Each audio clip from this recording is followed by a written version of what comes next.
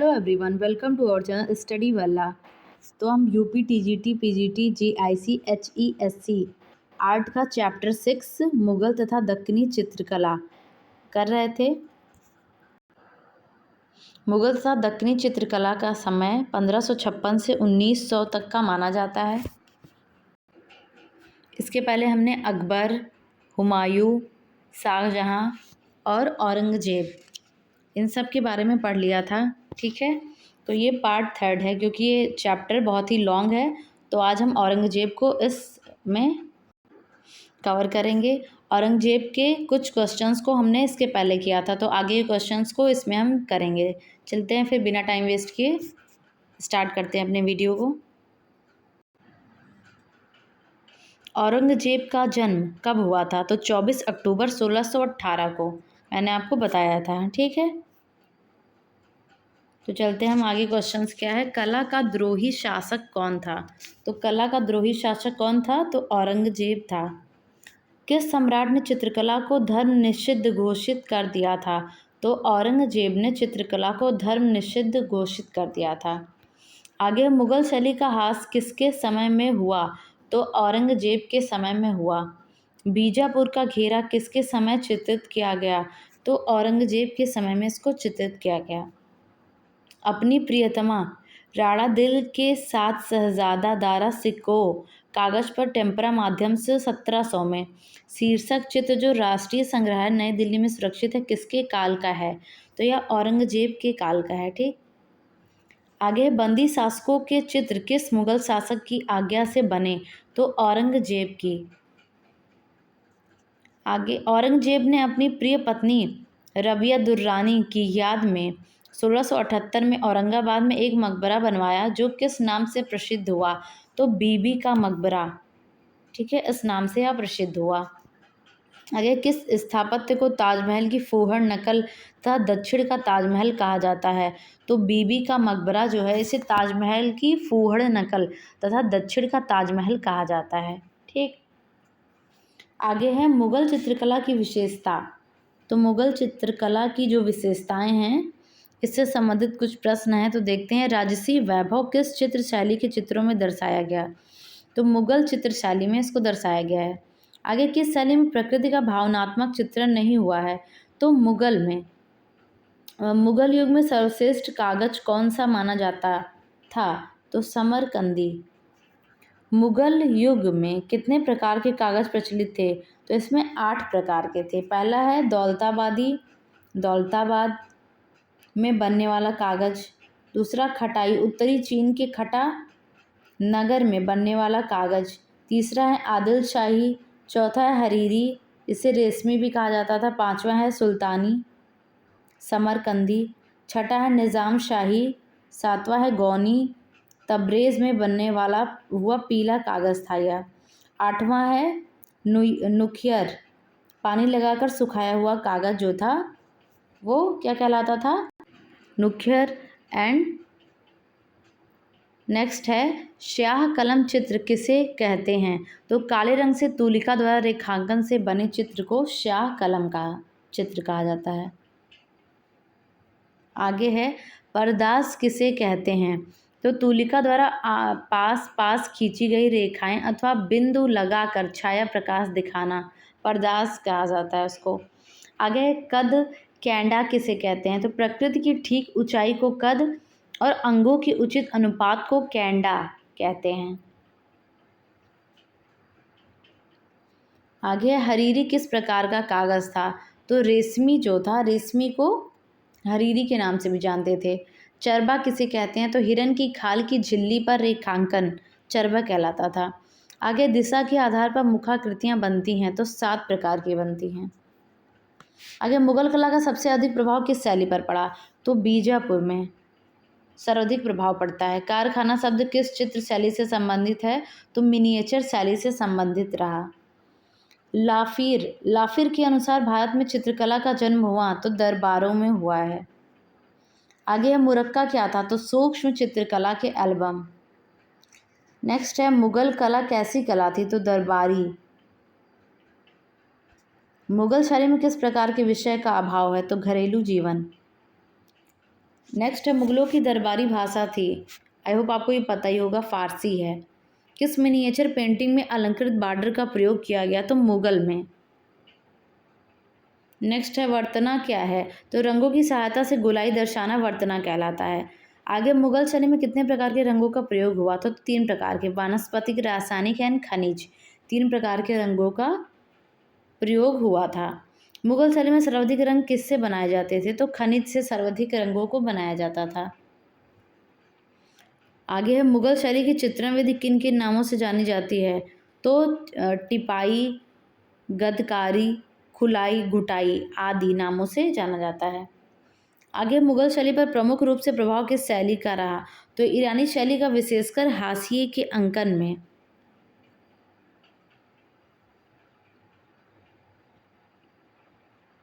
मुगल शैली पर प्रमुख रूप से प्रभाव किस शैली का रहा? तो ईरानी शैली का, विशेषकर हाशिए के अंकन में रहा। ठीक है।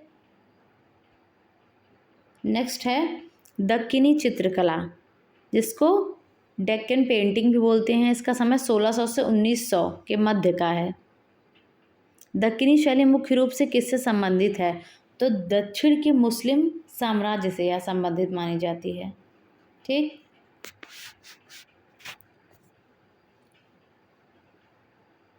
ये चित्र आप देख सकते हैं, ये गोलकुंडा में चांद बीबी पोलो खेलते हुए 1700 से 1750 के मध्य। संग्रह इसका कहाँ है? राष्ट्रीय संग्रहालय नई दिल्ली में है। ठीक है। ये पेंटिंग कैसी बनी हुई है? तो दक्कनी चित्रकला, इस शैली में इसको बनाया गया है। इसका समय 1700 से 1750 के मध्य का है। चित्र क्या है? चांद बीबी पोलो खेलते हुए। इसका संग्रह राष्ट्रीय संग्रहालय नई दिल्ली में है। आगे है बहमनी साम्राज्य किसके द्वारा व कब स्थापित किया गया था? तो अलाउद्दीन हसन बहमन शाह द्वारा 1347 ईस्वी में। आगे है दक्षिणात्य शैली के कुछ प्रमुख कलाकारों के नाम बताइए। तो मीर हाशिम, रहीम, हैदर अली, इब्राहिम खान, मोहम्मद ताज अली शाह आदि दक्षिणात्य शैली के प्रमुख कलाकार हैं। चीनी पोर्सिलेन का बाजार कहाँ लगता था? तो बेटा बोली में लगता था। दक्कनी शैली का किस शैलियों का प्रभाव लक्षित होता है? तो ईरानी, मुगल, पाश्चात्य। नेक्स्ट है एक हाथी जलधारा के पास कहाँ चित्रित है? तो दक्षिण शैली में चित्रित है। अब बीजापुर से संबंधित कुछ प्रश्न स्टार्ट करेंगे हम। बीजापुर क्या है? बीजापुर राज्य की स्थापना 1490 में हुई है। ठीक, 1490 ईस्वी में हुई है। और किसने की? तो यूसुफ आदिल शाह ने की है। आगे आदिल शाही वंश की स्थापना किसने की? तो यूसुफ आदिल शाह ने की है। नेक्स्ट है बीजापुर का प्राचीन नाम था? तो विजयपुर था। आगे ईरानी तथा तुर्की साहित्यकारों को अपने दरबार में किसने निमंत्रित किया? तो यूसुफ आदिल शाह ने। नेक्स्ट है किसके संरक्षण में चितेरों ने कुरान शरीफ, अनवर सुहेली व यूसुफ जुलेखा जैसे ग्रंथों को चित्रित किया? तो यूसुफ आदिल शाह। यूसुफ आदिल शाह का पुत्र था? तो इस्माइल आदिल शाह इनका पुत्र था, जो 1558 से 1580 के मध्य का उसका समय है। इस्माइल आदिल शाह थे, क्या थे? चित्रकार थे। अली आदिल शाह प्रथम की इतिहास प्रसिद्ध बेगम थी? तो चांद बीवी या चांद सुल्ताना इनको कहा जाता था। आगे चांद बीवी को शौक था, किसका था? सितार बजाना व फूलों के चित्र बनाना, इनका शौक था। आगे चांद बीवी का मकबरा कहाँ स्थित है? तो अहमदनगर में है। आगे है 1570 में नुजूम उल उलूम नामक प्रसिद्ध ग्रंथ किसके समय में चित्रित होकर तैयार हुआ? अली आदिल शाह प्रथम के समय में चित्रित होकर तैयार हुआ। नुजूम उल उलूम किस संग्रहालय में सुरक्षित है? तो चेस्टर बेट्टी लाइब्रेरी, डबलिन, आयरलैंड। आगे है नुजूम उल उलूम में क्या है? तो 876 चित्र हैं, 140 नक्शे तथा तालिकाएं हैं। आगे गोल गुंबद का निर्माण किसने करवाया था? तो मोहम्मद आदिल शाह ने करवाया था। गोल गुंबद क्या है? तो बीजापुर के सुल्ताना मोहम्मद आदिल शाह का मकबरा गोल गुंबद है। नेक्स्ट है गोल गुंबद का निर्माण किसने किया था? तो फारसी वास्तुकार दाबुल के याकूत ने 1656 ईस्वी में किया। बीजापुर में इब्राहिम आदिल शाह द्वितीय का सभी, ये चित्र आप देख सकते हैं, एक सभी है किसका, इब्राहिम आदिल शाह द्वितीय का।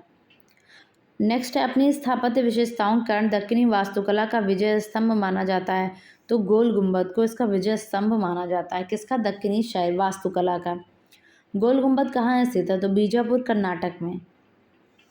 आगे किस चित्र को अली शाह ने हीरो से सजाया था, तो निज़ाम उल मुल्क आसफ शाह द्वितीय के व्यक्ति चित्र को। आगे अली आदिल शाह प्रथम के भतीजे इब्राहिम आदिल शाह द्वितीय 1580 से 1627 के राज्यकाल में बने दो चित्र सघन वन में खड़ी स्त्री व हाथियों की लड़ाई कहाँ सुरक्षित है, तो भारत इतिहास संशोधन मंडल पूना में। आगे किस बादशाह के संगीत प्रेम के कारण रागमाला के अनेक चित्र बीजापुर में गुजरात राजपुताना के प्रभाव से बने थे, तो इब्राहिम आदिल शाह द्वितीय के। आगे इब्राहिम आदिल शाह के समय में बीजापुर जिले के कुमातगी में बना हुआ धारागृह एक समय भित्ति चित्रों सुसज्जित था। इसमें से सबसे प्रसिद्ध चित्र कौन सा है, तो चौगान वाला जो सबसे प्रसिद्ध चित्र माना जाता है। बीजापुर शैली का उत्कर्ष काल था, तो इब्राहिम आदिल शाह के समय का जो समय था वो बीजापुर शैली का उत्कर्ष काल था। जहांगीर ने एक सभी किसे भेंट में भिजवाई थी, तो इब्राहिम आदिल शाह को भिजवाई थी। बीजापुर की कला पर किन किन शैलियों का प्रभाव था, तो फारसी, ईरानी, तुर्की, अभ्रंश शैली, विजयनगर की कला आदि। आगे इरानी चित्रों का संग्रह करने वाले किसी एक शासक का नाम बताइए, तो इब्राहिम आदिल शाह द्वितीय। आगे इब्राहिम आदिल शाह द्वितीय के प्रसिद्ध ग्रंथ का नाम बताइए, तो नौरस, किताब नौरस है। किताब नौरस का परिचय किसने दिया, तो कवि जुहूरी ने। नेक्स्ट है इब्राहिम आदिल शाह द्वितीय, जिनका समय 1580 से 1627 के मध्य का है, किस उपाधि से विभूषित थे, तो जगत गुरु तथा अबला बाबा के नाम से विख्यात थे। इब्राहिम आदिल शाह द्वितीय संगीत जगत में किस गायकी के विशेषज्ञ थे, तो ध्रुपद। नौरसपुर नगर की स्थापना किसने की, तो इब्राहिम आदिल शाह द्वितीय ने। बीजापुर के दरबार में कौन सा मुगल चित्रकार रहता था, तो फारूक बेग रहता था। किस मुगल चित्रकार का बीजापुर के आदिल शाही सुल्तानों संपर्क हुआ था, तो हासिम का। बीजापुर से 150 मील दूर 1583 में कलाकृतियां की एक दुकान किसने स्थापित की, तो जेम्स स्टोरी ने। नेक्स्ट है दक्कनी शैली मूलतः कहाँ केंद्रित थी, तो बीजापुर में। पाश्चात्य शैली में निर्मित किसी एक चित्र का नाम बताइए, तो उद्यान में राजकुमारी, a prince in a garden. Bijapur शैली का उत्कृष्ट चित्र मैना और स्त्री अथवा योगिनी 1605 कहाँ सुरक्षित है, तो चेस्टर बेट्टी पुस्तकालय डबलिन में। आगे लघु चित्र धारा के पास बैठी हुई योगिनी कहाँ दर्शाया गया है, तो बीजापुर में इसको दर्शाया गया है। आगे बीजापुर के विशाल दुर्ग, संत मजला महल, गोल गुंबद आदि के विशाल भवनों में स्थापत्य का उत्तम समन्वय दिखाई देता है, तो हिंदू मुस्लिम में। नेक्स्ट टॉपिक है दक्षिण भारत में स्थित स्वतंत्र राज्य, तो एक साइड राज्य दिया गया है, दूसरा राजवंश। तो पहला राज्य क्या है, बीजापुर आदिल शाही राजवंश द्वारा स्वतंत्र राज्य की स्थिति है ये। अहमदनगर निज़ाम शाही राजवंश द्वारा, गोलकुंडा कुतुब शाही राजवंश द्वारा, हैदराबाद आसफ जाही द्वारा। बीजापुर के संस्थापक यूसुफ आदिल शाह, इनका वर्ष 1489 ईस्वी है। अहमदनगर राजवंश निजाम शाही, संस्थापक मलिक अहमद हैं, तो 1490 ईस्वी में। तीसरा है गोलकुंडा कुतुब शाही राजवंश है, संस्थापक कौन है, कुली कुतुब शाह, 1512 ईस्वी। और चौथा है हैदराबाद राजवंश कौन है, आसफ जाही, संस्थापक मीर कमरुद्दीन सिद्दीकी, 1720 ईस्वी का वर्ष इनका माना गया है। आगे है अहमदनगर की स्थापना किसने की थी, तो अहमद निज़ाम शाह प्रथम ने 1490 में की। आगे है अहमद के निज़ाम शाह राजवंश का संस्थापक कौन था? तो अहमद निजाम शाह प्रथम था। आगे राष्ट्रीय संग्रहालय नई दिल्ली में सुरक्षित मलिक अकबर चित्र का संबंध है? तो अहमदनगर से है। आगे दक्षिण में किन शासकों के संरक्षण में तारीफ ए हुसैन शाही की सचित्र पांडुलिपि तैयार की गई? तो अहमदनगर के शासकों के संरक्षण में।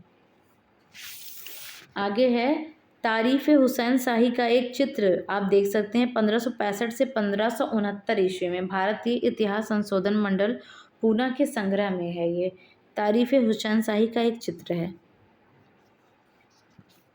आगे है तारीफ ए हुसैन शाही पर किसका प्रभाव है? तो मालवा में चित्रित नियामतनामा का। नियामतनामा का विषय है पाक कला। पाक कला का मतलब क्या है? भोजन बनाने की कला।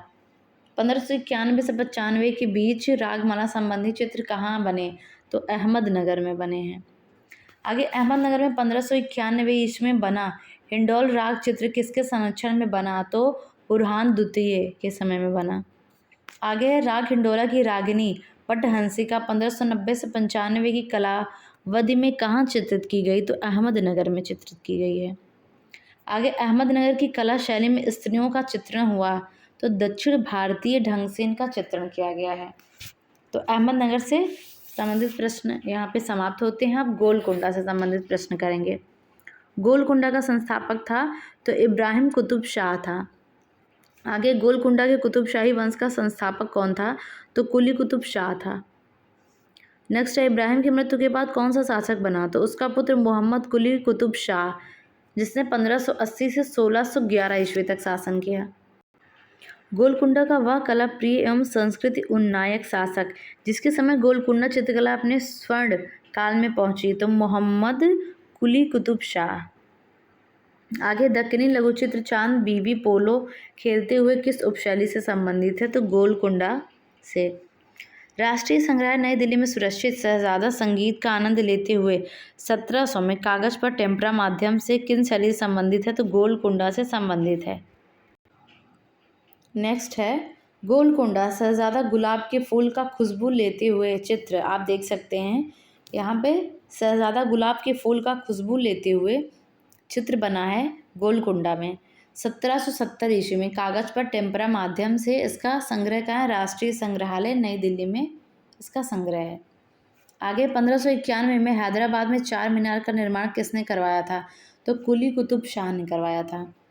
आगे गोलकुंडा शैली का प्रसिद्ध चित्र कंस के कारागृह से वासुदेव नवजात कृष्ण को अपने मित्र नंद के घर ले जाते हुए भागवत पुराण की कथा पर आधारित लगभग 1700 में कहाँ सुरक्षित है? यह राष्ट्रीय संग्रहालय नई दिल्ली में है। 1590 में कुली कुतुब शाह के समय बने नृत्यांगनाओं के 5 चित्र कहाँ सुरक्षित हैं? तो ब्रिटिश म्यूजियम लंदन में। नेक्स्ट है गोलकुंडा शैली का चित्र राजकुमार निवास में होली उत्सव मनाते हुए लगभग 1720 में कागज पर टेम्परा माध्यम से कहाँ सुरक्षित है? तो राष्ट्रीय संग्रहालय नई दिल्ली में है।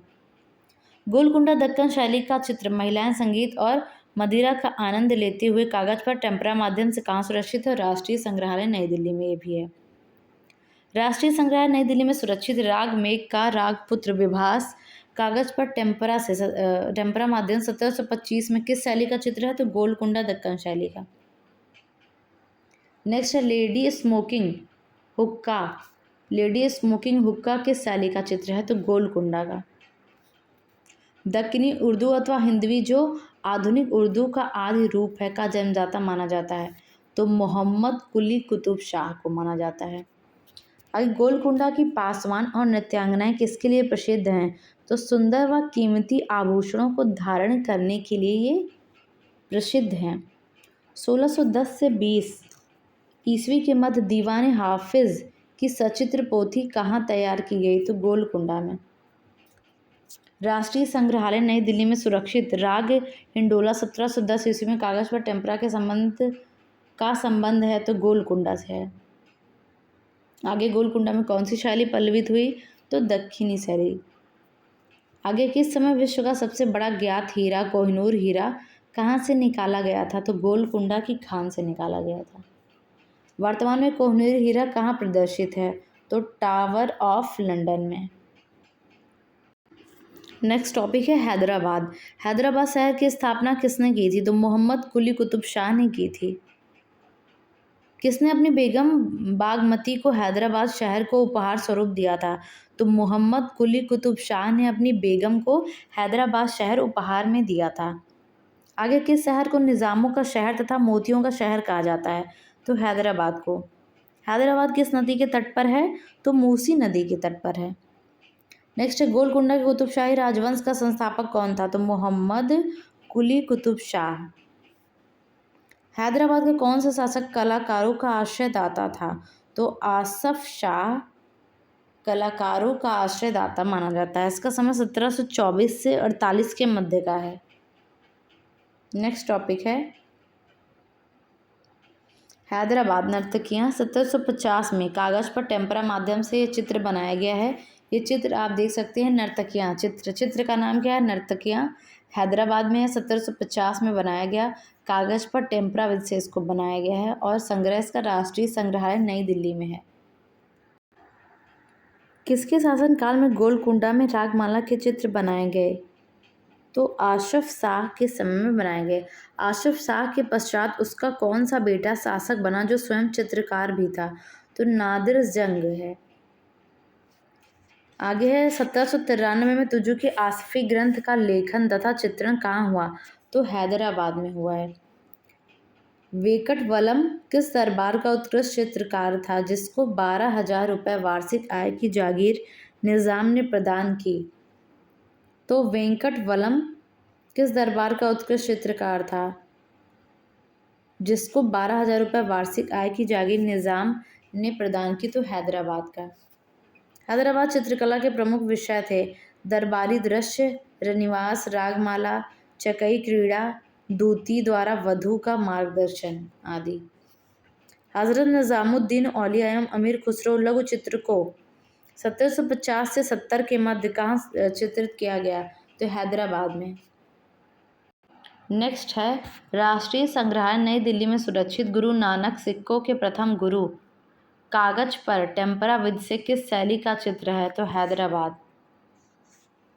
नेक्स्ट है हैदराबाद शैली का चित्र विख्यात सूफी संत हजरत निजामुद्दीन औलिया अपने प्रिय शिष्य प्रसिद्ध संगीतज्ञ अमीर खुसरो के संगीत का आनंद लेते हुए जो 1750 में कागज पर टेम्परा विधि से बनाया गया कहाँ सुरक्षित है? तो राष्ट्रीय संग्रहालय नई दिल्ली में। हैदराबाद चित्रकला में पक्षियों में किसका चित्रण अधिक है? तो मयूर का चित्रण अधिक हुआ है। हैदराबाद शैली पर किस चित्रकला शैली का प्रभाव है? तो गोलकुंडा, मुगल, स्थानीय कला आदि का। पेंटेड हैंगिंग्स किस क्षेत्र में मिलती हैं? तो मुसलीपट्टनम जिसको मछलीपट्टनम कहाँ स्थित है? तो आंध्र प्रदेश के कृष्णा जिले में यह स्थित है। आगे है मुसलीपट्टनम मुख्य रूप से प्रसिद्ध है तो कलमकारी के लिए प्रसिद्ध है यह। मुसलीपट्टनम में प्रथम फैक्ट्री स्थापित की गई तो डचों ने की थी प्रथम फैक्ट्री यहाँ पे। मुसलीपट्टनम नगर के किनारे अंग्रेजों द्वारा स्थापित की जाने वाली कार्यशाला के अध्यक्ष कौन थे? तो विलियम मैथवोल्ड थे। आगे है हुक्के के कष्ट का आनंद लेते हुए सैनिक। हैदराबाद में दक्कन 1725 ईस्वी में कागज पर टेम्परा विधि से चित्र कहाँ सुरक्षित है? राष्ट्रीय संग्रहालय नई दिल्ली में यह चित्र सुरक्षित है। राष्ट्रीय संग्रहालय नई दिल्ली में सुरक्षित गुलरुख बानो सखियों के साथ संगीत एवं मदिरा का आनंद लेते हुए 1725 से 30 के मध्य कागज पर टेम्परा विधि से यह चित्र किस शैली का है? तो यह हैदराबाद शैली का है। तो हैदराबाद से संबंधित प्रश्न यहाँ पे समाप्त होते हैं और हमारा 6th चैप्टर भी यहाँ पे समाप्त होता है। ठीक, आई होप आपको मेरा वीडियो पसंद आया होगा और आपको समझ में आया होगा और ये क्वेश्चन आपके एग्ज़ाम के लिए इम्पॉर्टेंट है। अगर आपको हमारा वीडियो अच्छा लगा हो तो उसको लाइक करें, शेयर करें और मेरे चैनल को ज़रूर सब्सक्राइब करें। Thank you so much for watching.